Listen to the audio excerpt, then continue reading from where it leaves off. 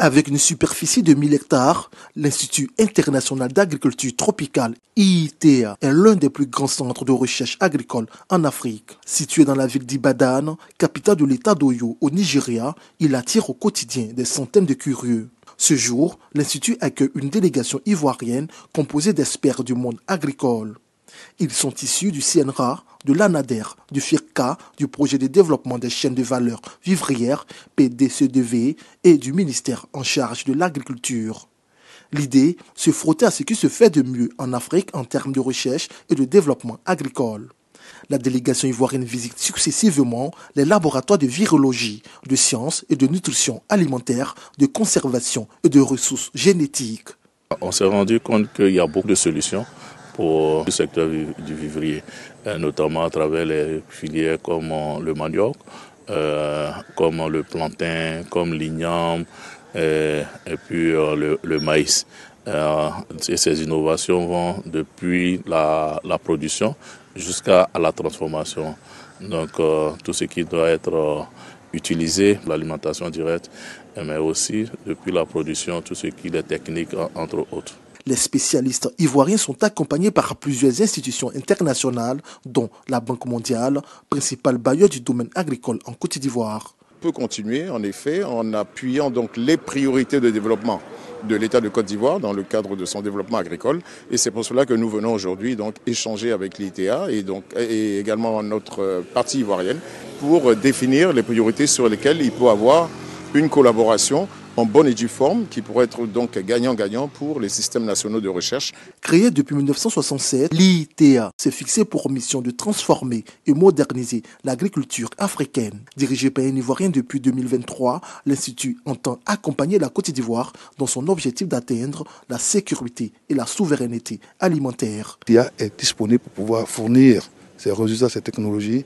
à la Côte d'Ivoire pour transformer l'agriculture ivoirienne, surtout pour la diversifier et faire en sorte que la Côte d'Ivoire propulse encore davantage dans le secteur agricole.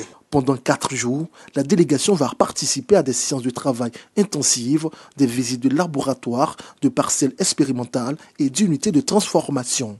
Elle va également rencontrer des fermiers ayant adopté des technologies développées par l'Institut international d'agriculture tropicale, IITA.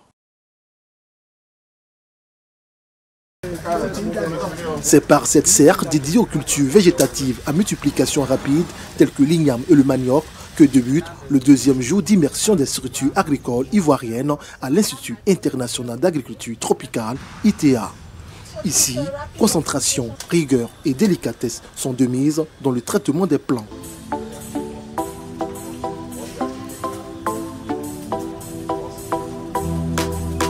La technique consiste à utiliser des variétés saines dans un milieu optimal appelé le classement. Cette méthode permet d'obtenir des millions de boutures et plus d'une dizaine de variétés améliorées d'igname et de manioc. Autrement dit, augmentation de rendement avec une qualité culinaire importante. Cette technologie a été introduite au Centre national de recherche agronomique. Nous avons eu l'équipe ITA qui allait nous former.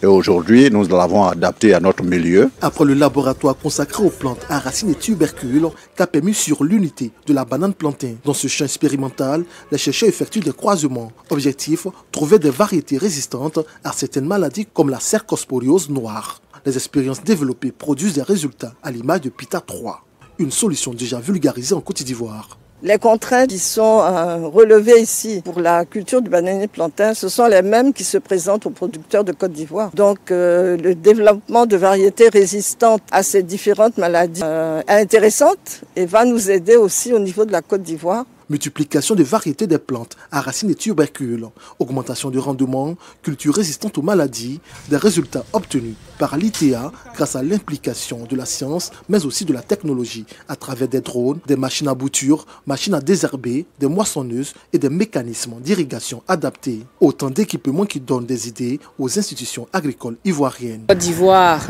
pendant la sécheresse, il y a des problèmes pour pouvoir enlever les tubercules de manioc du sol. Donc je ne vous cache pas que j'ai été très impressionnée aussi par ces équipements-là. Il y a des essais qui sont envisagés à travers le développement des services de mécanisation au niveau du ministère dans le cadre de la mise en œuvre de certains projets. Mais je pense que ce que nous voyons ici nous conforte dans nos positions, que nous sommes véritablement dans un élan de transformation. L'idée vraiment c'est vraiment d'arriver à l'échelle et de permettre à ce qu'un grand nombre d'acteurs puissent bénéficier pour plus d'impact sur la transformation agricole.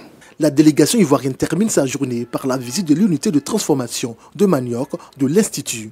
Dans cette unité, le lait, les gâteaux, les pâtes alimentaires, les pains au chocolat, les nems et les pizzas ainsi que les cakes sont réalisés à base de la farine de manioc et de l'igname. Après 4 jours d'immersion des professionnels du monde agricole ivoirien au sein de l'Institut international d'agriculture tropicale ITA, l'heure est au bilan. Des axes de collaboration, de partenariat ont été identifiés. Donc nous partons de cette mission très satisfaits. Et les grands axes sont liés dans un premier temps à la question véritablement de renforcement des capacités, que ce soit pour l'accompagnement de la mise en œuvre des laboratoires, la question d'amélioration, entre autres.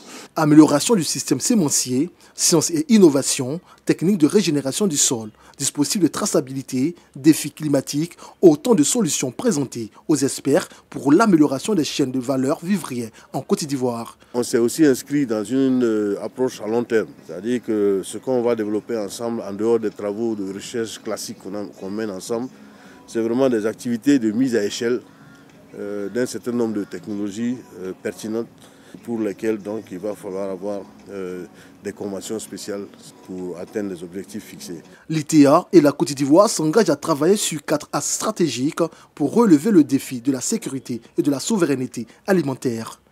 Nous avons été impressionnés par la qualité des échanges. Nous avons parlé de renforcement des capacités. Deuxièmement, nous avons parlé de la promotion des innovations technologiques. Nous avons parlé aussi de coopération en matière de recherche scientifique et le soutien que l'ITA peut apporter à la Côte d'Ivoire. Et en dernier ressort, nous avons parlé de la promotion de l'entrepreneuriat, surtout pour les jeunes. La signature d'un mémorandum d'accord est prévue entre l'ITA et la Côte d'Ivoire, y compris des accords spécifiques avec les structures du monde agricole ivoirien.